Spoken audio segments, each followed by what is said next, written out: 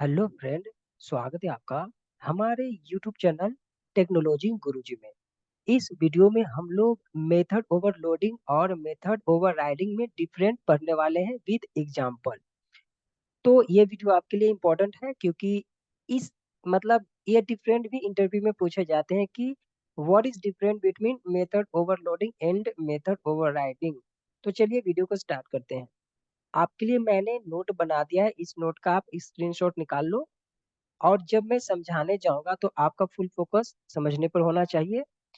इसे समझाने के बाद मैं वन बाय वन दोनों का प्रैक्टिकली करके दिखाऊंगा एग्जाम्पल के साथ, ठीक है? तो समझते हैं। देखो, मेथड ओवरलोडिंग क्या होता है पहले ये समझते हैं। मेथड ओवरलोडिंग का मतलब होता है कि मान लो कि आपने एक क्लास लिया और उस क्लास के अंदर में एक से ज्यादा अगर आपने मेथड लिया तो जितने भी मेथड लोगे वो सभी मेथड का नेम सेम होना चाहिए। और उस मेथड के अंदर में अगर आपने पैरामीटर पास किया तो वो सभी पैरामीटर डिफरेंट होना चाहिए। समझ में आ रहा है? तो इसलिए बोलते हैं कि मेथड नेम सेम और डिफरेंट पैरामीटर और आर्गुमेंट टाइप्स डिफरेंट होना चाहिए। ठीक है, इसी को बोलते हैं मेथड ओवरलोडिंग। ये पॉइंट क्लियर हो गया। मेथड ओवरलोडिंग को कंपाइल टाइम पॉलिमॉर्फिज्म भी बोलते हैं। क्यों? क्योंकि इसको टेक केयर करता है कंपाइलर, इसलिए इसको कंपाइल टाइम पॉलिमॉर्फिज्म भी बोलते हैं। अब मेथड ओवरराइडिंग में क्या है? मेथड ओवरराइडिंग का मतलब क्या होता है? जैसे मेथड ओवरलोडिंग में क्या था कि आप एक क्लास के विद इन क्लास आप मेथड यूज करते हो, मतलब एक ही क्लास रहेगा और उसी क्लास के अंदर में आप मल्टीपल मेथड यूज करोगे, ठीक है? लेकिन मेथड ओवरराइडिंग में क्या होता है कि मेथड ओवरराइडिंग इनहेरिटेंस को फॉलो करता है। मतलब फॉलो करने का मतलब कि आपके पास इनहेरिटेंस होना चाहिए तो ही आप मेथड ओवरराइडिंग यूज करोगे। तो मेथड ओवरराइडिंग का मतलब क्या होता है कि मान लो कि पेरेंट क्लास के अंदर में आपने एक मेथड लिया और उस मेथड के अंदर में कुछ आपने इम्प्लीमेंटेशन लिया। तो इनहेरिटेंस के according by default parent class का इम्प्लीमेंटेशन चाइल्ड क्लास के अंदर में आ जाएगा।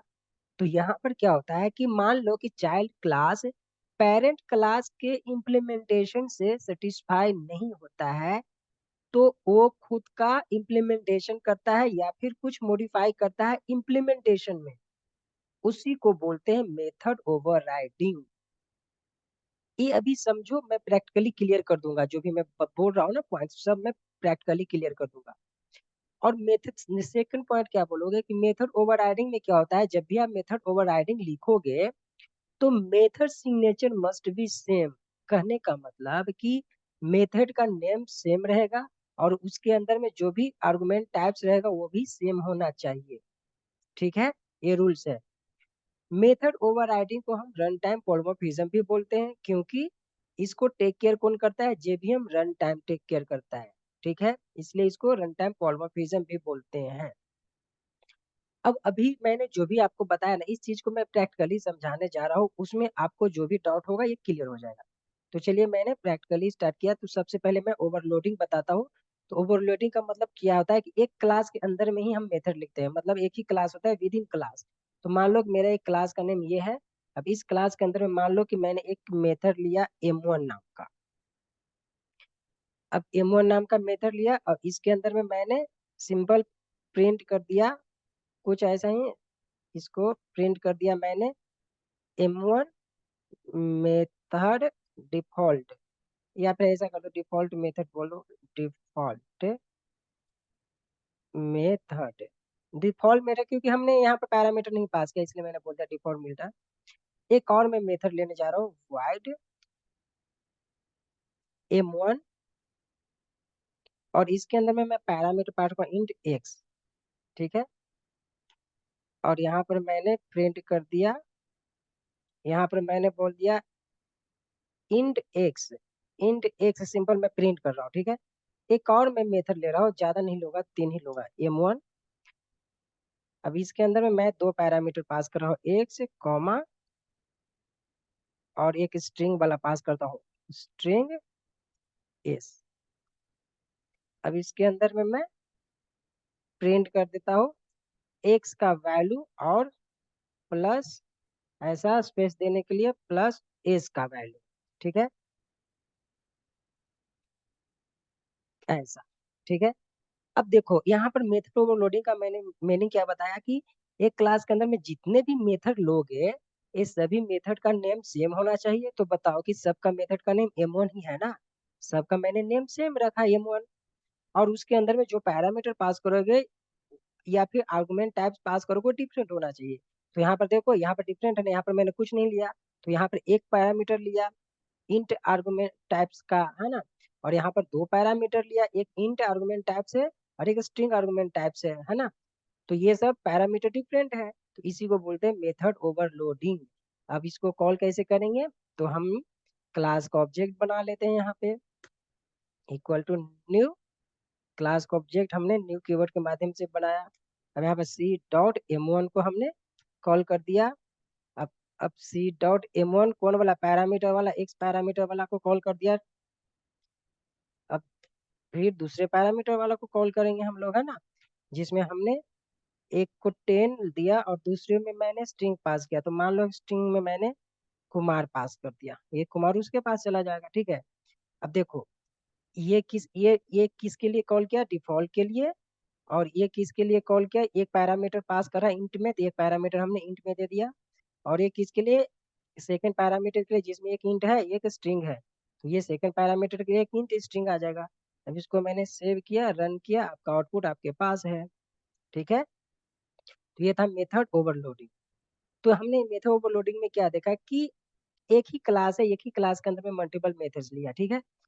अब मैं मेथड ओवरराइडिंग का एग्जांपल बताने जा रहा हूँ, इसका आप स्क्रीनशॉट निकालना। ये कंपाइल टाइम रन करता है, कंपाइल टाइम का मतलब कि इक्वल ऑपरेटर से लेफ्ट साइड वाले पार्ट को बोलते हैं कंपाइल टाइम।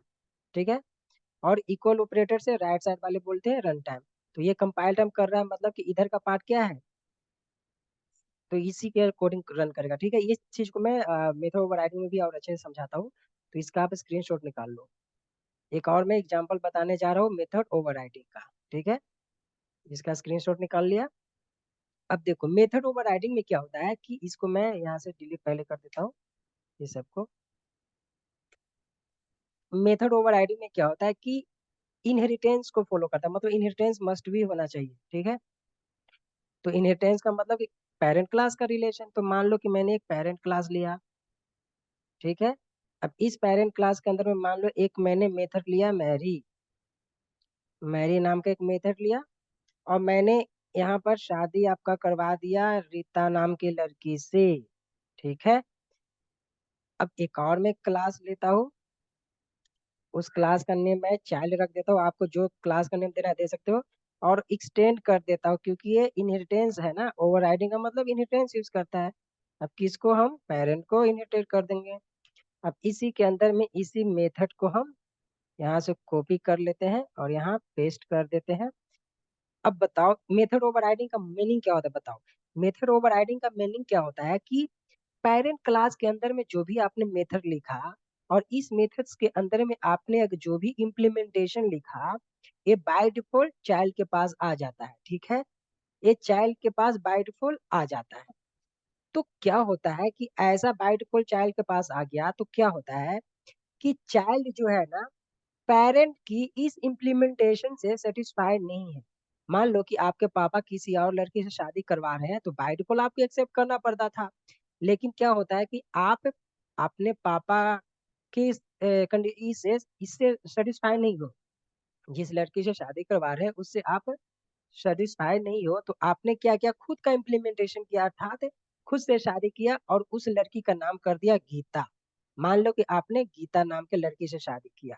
तो यहाँ पर क्या हो रहा है, देखो मेथड का नेम सेम है ना, मेथड सिग्नेचर सेम है, मतलब कि मेथड का नेम भी सेम है, इसके अंदर में पैरामीटर 0 है तो यहाँ भी 0 है, मतलब कि मेथड सिग्नेचर सेम है। लेकिन हमने चेंज कहाँ किया, इम्प्लीमेंटेशन में। यहाँ रीता था तो हमने यहाँ गीता कर दिया। तो यही हुआ कि पेरेंट की इम्प्लीमेंटेशन से चाइल्ड सेटिस्फाई नहीं हुआ तो चाइल्ड ने खुद का इम्प्लीमेंटेशन लिखा। इसी को बोलते हैं मेथड ओवरराइडिंग। क्लियर है। अब मेथड ओवरराइडिंग हमेशा हम मैंने आपको बताया था कि ऑब्जेक्ट किसका बनाते हैं, चाइल्ड का। ठीक है। चाइल्ड का बनाओ या फिर ऐसा भी करो, देखो मैं पेरेंट का ही बना देता हूँ, आपको मैं ये चीज समझाने की कोशिश करूंगा कि कंपाइल टाइम और रन टाइम पॉलिमॉर्फिज्म क्या होता है। P equal to new parent, तो यहाँ पर हम न्यू चाइल्ड कर देते हैं। ठीक है। न्यू चाइल्ड, ऐसा ऐसा आपने ऑब्जेक्ट बनाया है, तो ये वैलिड है। क्यों? क्योंकि देखो ये चाइल्ड है, तो चाइल्ड को पेरेंट होल्ड कर सकता है। समझ में आ रहा है?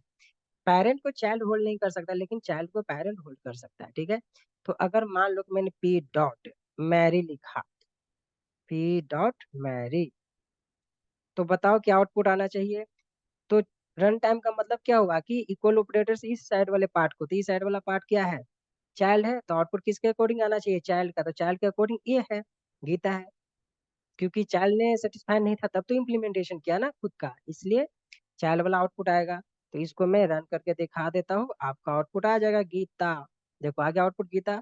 ये था मेथड ओवरराइडिंग। आशा करता हूँ कि आपको मेथड ओवरलोडिंग और मेथड ओवरराइडिंग में डिफरेंस समझ में आ चुका होगा। इस एग्जाम्पल को आप लिख मतलब स्क्रीनशॉट निकाल लो। ठीक है, तो इस वीडियो में इतना ही, मिलेंगे नेक्स्ट वीडियो में। धन्यवाद।